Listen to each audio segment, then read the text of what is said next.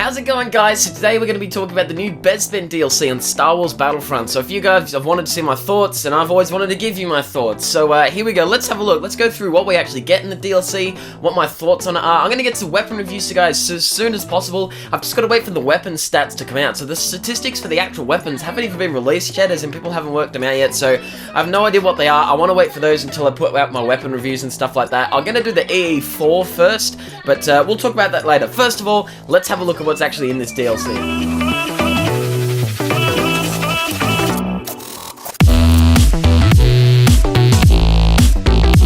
So the DLC includes 5 new multiplayer maps, all set in Cloud City, including the Carbonite Freezing Chamber, in which, you know, Han Solo is actually frozen in Carbonite, and that is probably the best looking map on Star Wars Battlefront at the moment. That's what I reckon. Probably apart from Endor, of course. The Walker Assault map for Endor is absolutely amazing, but when it comes to the smaller maps, this map looks absolutely incredible.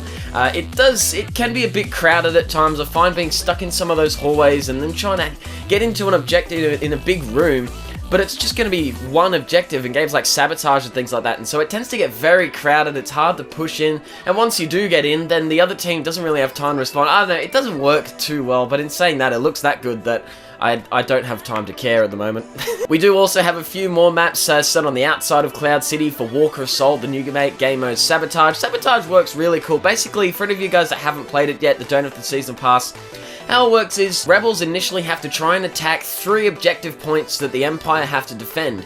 If they manage to destroy all 3 of those objectives within the time limit, it then goes to one single objective that the rebels then have to defend, and that the Empire have to attack. So once again, it starts out with 3 objectives. If they complete that, then they move on the defense to defend 1 objective, and if they can defend that for the amount of time, then they win. It's a little bit to get your head around at first, but it's pretty cool, and some of the maps work really well. Unfortunately though, as per usual, it's only available on the DLC maps, and so we can't play on other maps. This would be a really cool game mode to play on maps like Tatooine and things like that, but we haven't quite got that yet, and so we're going to have to wait, and hopefully they'll bring it out eventually, but we'll see. At the moment though, the game mode itself is pretty cool. We also have a new vehicle, the Cloud Car, which uses an EMP and also like a guided rocket, sort of like all the other ones, as you might expect.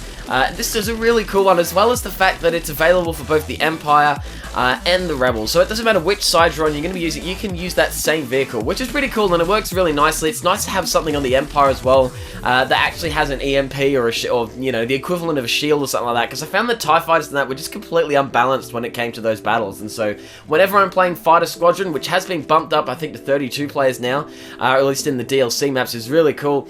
And I think I'm going to be using that one when it comes to the Empire for sure. I think TIE Fighters have just lost interest for me. It seems to be just that unfair with the TIE Fighters against things like the A-Wings and the X-Wings, that it's good to have a ship on the Empire that finally, you know, actually shields itself. We then have 2 more weapons, the X8 Night Sniper and the EE4. The EE4 is the first weapon I'm going to be doing a weapon review on, but like I say, I got to wait for the stats to come out for that, and I'm currently unlocking the X8 Night Sniper at the moment, so I haven't had a go of that one yet. The EE4, however, I have been using quite a bit, and it is a really good gun. I've actually been really enjoying it. I'll give you guys all my entire thoughts when the weapon review comes out, so stay tuned for that. And we also have 3 new star cards. We have the Scout Binoculars, we have the Shot Grenade, and we have the Disruption. Now, Disruption is the big one that I think is coming with this DLC. This is one that I'm seeing tons of people use, and I think we will see more people use.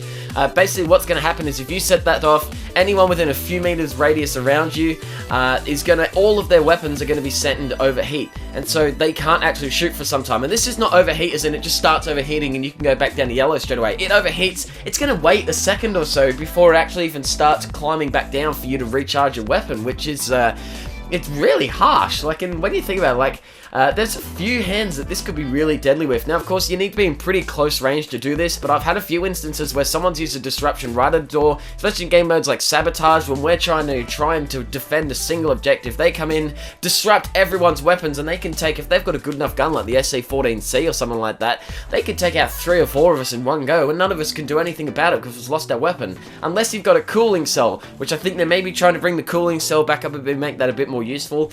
I don't think there's enough people using Sabotage at the moment. I think generally other people, rather than combating Sabotage with a cooling cell, they're probably just going to combat it with another cooling cell. So I don't know, we'll see how that plays out. At the moment it might just be everyone's just sort of freaking out. We'll probably find another few ways around it. I don't think it's overpowered as such. I have had a few instances where it's annoying, but I suppose that's the whole point of it, and you're losing a lot of good other star cards that you could be using apart from it, so I don't think it's overpowered, but we'll see how it plays out. We'll see how more players respond to it. And finally, we have two new heroes, Dengar and Lando. Now, I'm going to go through what they actually do. Please excuse me, I've got to have my phone in front of me. I can't remember what they're called. We've got Dengar now. His first ability is Explosive Rush, where basically he charges forward, and whilst charging forward with higher speed, he's going to be throwing proximity bombs to the front, right, and left. Now, this is really cool. You'll be seeing some of this on the screen. It actually works really well. It's a great way not only to get out of there, but if you can charge through, you can get quite a few kills and quite a lot of damage coming through. Even if you just want to charge through them, by the time you've charged through, they've been hit by bombs. You can turn around, they're all damaged, and you just pick them off one by one from behind. It's a really cool maneuver. I actually really love that one. We also have Frenzied Blast, in which case it's basically just an increased rate of fire for Dengar, so it's just a high rate of fire, which is pretty cool. And finally, Hurricane Strike, in which case he'll charge forward again with a huge butt of his weapon. So basically, if you come into contact with his body whilst he's charging, so if you get hit by his shoulder or even his legs or anything like that, you are going to take damage. However, if you get hit by the butt of the gun, it is an instant kill. So if you do this charging through a few people, you can get a couple of kills. If you can hit 2 people, you'll take both of them out, but you can take damage from the body and things like that. Lots of people can take damage. It's really cool. If you can add that through, you can go charging through, throwing bombs everywhere, charge back through with your butt of your weapon, take out anyone who hasn't died. This is going to be make for some really cool combos. I've had a couple of goes with Dengar. I haven't had too much of a go, but every go I've had with him, he's so easy to pick up. He's so fun to use. I absolutely love him. Using the DLT-19 just works so much. That heavy blast of fire, you can use all of his abilities in one go. He takes a lot of damage before being even slightly hurt. He's an awesome villain. I reckon he's really fun to use. I reckon he's pretty cool. Much better than one of the heroes we got in the last DLC. And finally, we got Lando. Now, Lando's a bit tricky to use. Now, he has a trait in which case you do not need to activate and doesn't count as to one of your things, but one of your 3 actual abilities.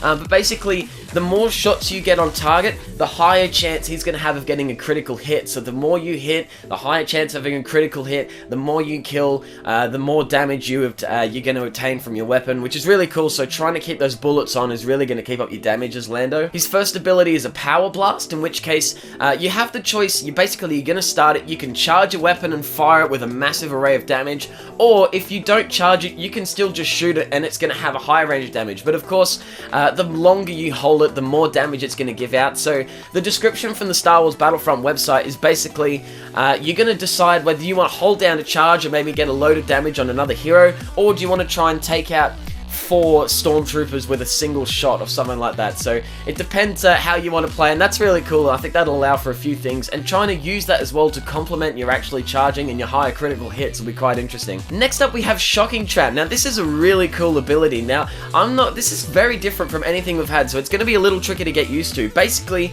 you're going to be putting down a trap for the enemy team. To them, it's going to look like either a power-up, a hero pickup, or a hero health pickup. However, they obviously don't know that it's actually something that's going to be providing damage to them, so they're going to be running straight into it. But not only that, but as soon as you lay that trap down, Lando no longer comes up on the map, and that trap is actually going to come up as an enemy on their map. So it's going to guide them towards that trap, as well you can just run away. And Lando is actually very quick. He's one of the fastest heroes we've had, probably up around about the same speed as Greedo. It'll be really cool. Now, whether this gives it away, whether you sort of go, there's no enemy over there, but there's a trap on the ground right there, I'm obviously not going to pick that up. Even if that happens, you are no longer coming up on the map, and it gives you a great way to just move around the battlefield and try and provide a bit of a distraction, and then use some of those shock blaster kills to try and pick up that critical damage and over again. So you can see it's starting to get a little more complicated with Lando. It can get a little trickier, especially with his last ability, which is System Disruption. Or in other words, it's just disruption again, which is exactly the same as that star card we had a minute ago. So we've got higher damage, slowly creeping higher critical damage, fake traps, and then a disruption to shut off all of their weapons and send them into a high rate cooldown. These 2 heroes are really cool. I'm actually quite impressed by them. They're really fun to use, really tricky to use, and I really like tricky things. That's why I play games. Probably why I enjoy Battlefield a lot, is there's a lot of things to learn your way around. Which weapons do I want, which attachments, which abilities and things like that. To have some trickier and more interesting, intricate heroes in Star Wars Battlefront is really cool. I'm really happy with the heroes that are coming with this DLC. So is it worth the money buying? Well, individually, I honestly don't know. I think that's coming down to whatever you like. If you have a look at the game modes, I'll have some more videos coming out. If you'd like to see maybe just some raw gameplay, I could do some filming. I can film a whole game on each of the maps or something like that without me talking. If you guys want to see that, let me know. I don't know. I can maybe just put together a little montage of everything on all the maps and stuff like that without me talking. Anything, if you guys want to see something in order for, to me, just some raw gameplay, what you're actually going to be buying, I can do that. Would I recommend it? It's pretty cool, I don't know. Here's my worry for it though, is the sense that it is still a smallish DLC. Players are moving between game mode to game mode. There's no way for me in the DLC just to stick with Walker Assault, and even then there's only one map for Walker Assault to play over and over again. Same sort of thing when it comes to Fighter Squadron and stuff. The changes they've made are good and cool. They've made a lot of cool changes to the actual game as a whole. Whether it's worth the entire amount of money, I'm not sure. Whether people are still going to be playing it, you know, for a few months, in 4 months or so when it's still coming out.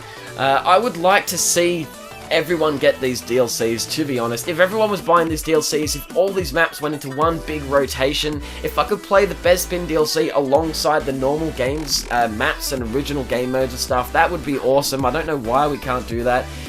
If more people had it, if more people continued to play it, I don't know. There's so many things that factor into it. However, it is really cool. The maps are beautiful. The Carbonite Freezer Chamber looks amazing. The heroes are really awesome. It really depends on what you want, what it comes down to. Are you happy spending the money? I would argue probably just not funding DLC is basically my overall, but that's an entirely different video, so it all comes down to what you want. If you want to see any gameplay, if you've got any videos or anything like that you'd like me to do with the DLC, be sure to let me know in the comments below. But overall, my thoughts are pretty cool. It is a lot better than the last DLC. If I had to rate it out of 10, I'd go 7. Wow, that was very anticlimactic. Big anticlimax to end the video. That's the way I like to rock and roll. But anyway, I'll catch you later, guys. TK out. Have a good one.